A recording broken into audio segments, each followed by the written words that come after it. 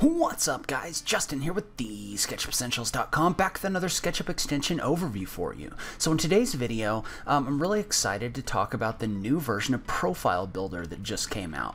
Profile Builder is one of the more popular extensions that I've talked about in the past. It's a very powerful profile creation extension. So I just want to go over some of the new features and kind of what this new release can do. So let's go ahead and just jump into it. Alright, so you can get more information on Profile Builder 3 at TheSketchUpEssentials.com/Profile Builder. And in addition, I also wanted to note that on the same day, today, the Quantifier extension has been upgraded and rolled into its own extension, Quantifier Pro, which is also being sold in addition to Profile Builder 3. And I'd like to make a video later this week talking about some of the capabilities of that extension as well. I'm excited about checking that out and checking out the quantification options within that extension. If you want more information on that, you can go to TheSketchUpEssentials.com/Quantifier.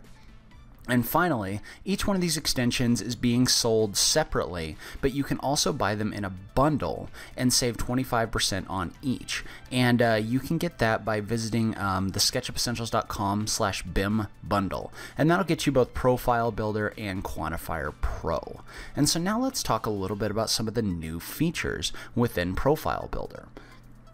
So the first feature I want to talk about is the ability to build along multiple paths. And so this basically allows you the ability to extrude profiles along multiple different paths at once. So like for example, if I've got a box like this and I want to extrude multiple different profiles, I can now select this.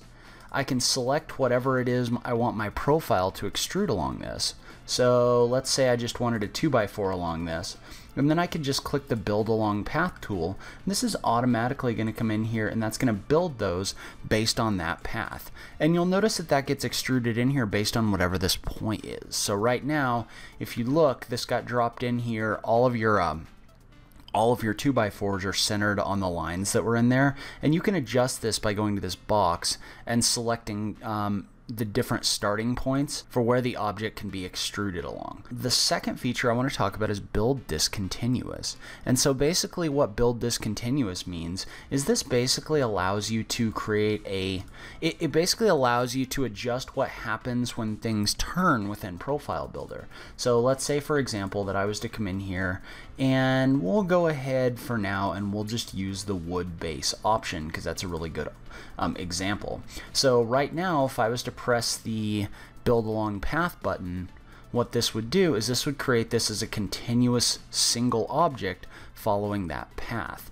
However, if I wanted to, I could come in here and I could set the junctions option to something like a miter joint instead. And so basically what that would mean, if I was to come back in here and I was to adjust the properties, so if I was to apply the new junctions to this, instead of this coming in here as a single object, this is going to get created as a bunch of different objects. And so if you wanted to like actually figure out the amount of base that you needed to go around a room or something like that, this could be really useful. In addition, it also has the ability to, instead of following me around a corner, what it can do instead is it can just butt joint into the wall.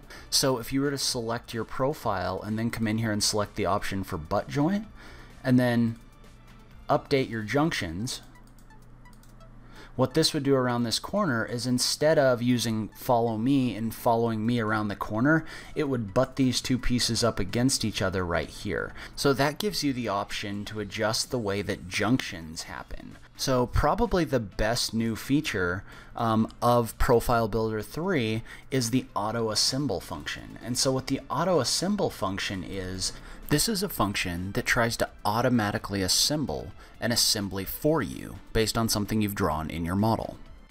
So let's say for example that I was to create 3 posts, and you have to model along the red axis in order for this to work.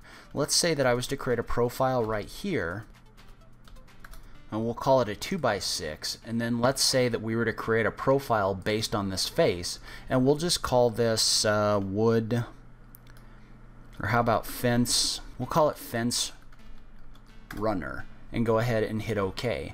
And what we would do is we'd come in here and we'd set this to center left, and then we'd go ahead and we'd extrude this, you know what, probably top left actually.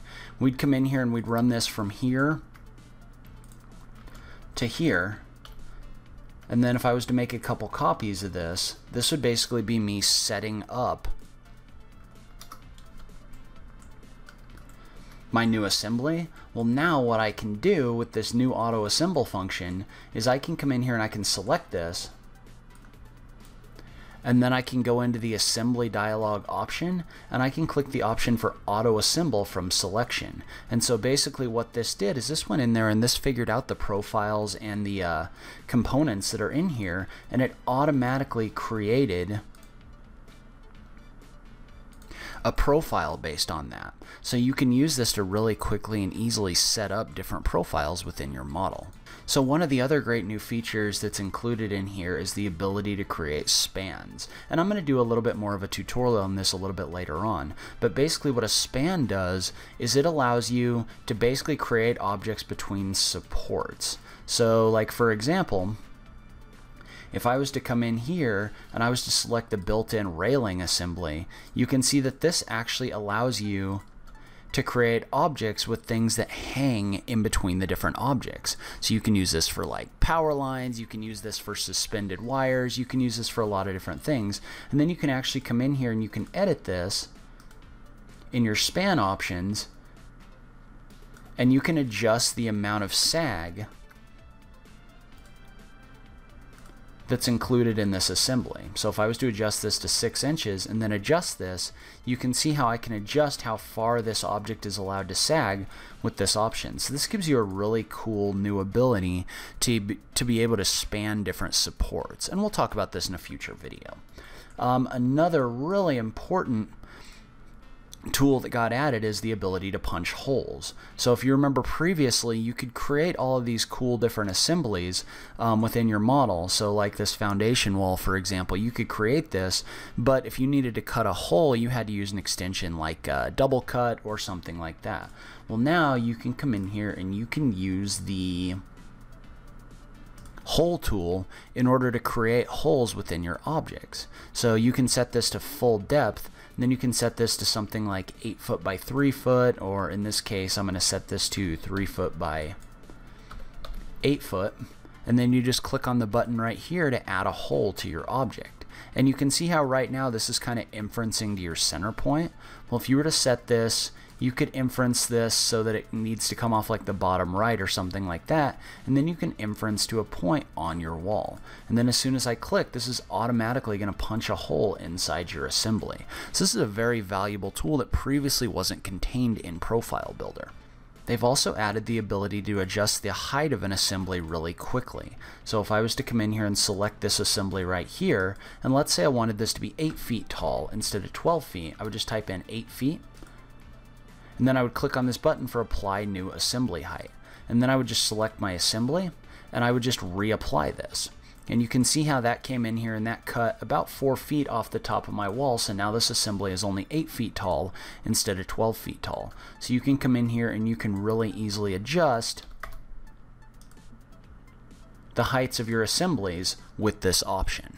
So another cool function that's been added is live profile editing. So basically what that means is now instead of having to come in here and mess with the profile dialog after you've created something, what you can do instead is you can select the option for edit the profile of the active member. So what you do is you double click on an active member. In this case I'd select my fence runner, and I would just click on the button for edit the profile of the active member. And what this does is this takes you into an edit mode where you can come in here and you can make adjustments.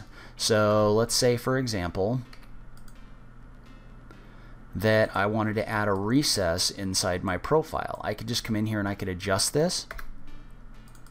Then I could click out of here and it's going to ask if I want to update the profile for all members in the model. In this case I'm going to say yes, and what that's going to do is that's going to update all of the other objects in here as well. So when I say yes, you can see how all of those that are in your model are now updated with your new profile. So this makes making changes really easy within your model.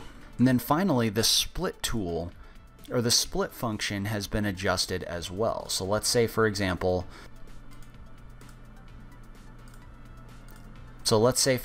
that I was to create a curving path like this, And then I wanted to create a shape along this, like a crown molding, or we'll go ahead and do the gutter profile on this one. So we'd go ahead and we'd build this along the path, just like this, and you can see how that allows us to create our profile in here. Well, now you can activate the extend or split profile members option, and you can tap the control key.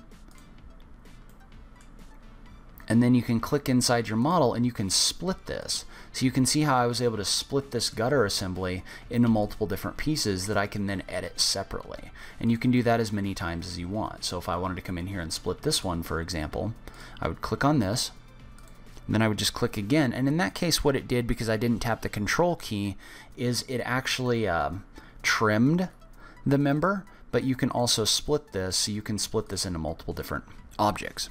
So I'm going to do more in-depth tutorials on a bunch of these different features, but I wanted to give you kind of an overview of the different features that have been added in Profile Builder 3. I'm very impressed with the amount of new functionality they've added into this extension. So I believe there is a 30-day free trial, so if you want to check that out, make sure you visit the links down in the notes below in order to download. If you like this video, please remember to click that like button down below. If you're new around here, remember to click that subscribe button for new SketchUp content every week. If you like what I'm doing on this channel, please consider supporting me on Patreon. Every little bit helps, even if it's only $1 a month, so make sure you check out that link in the notes down below. But in any case, thank you so much for taking the time to watch this. I really appreciate it, and I will catch you in the next video. Thanks, guys.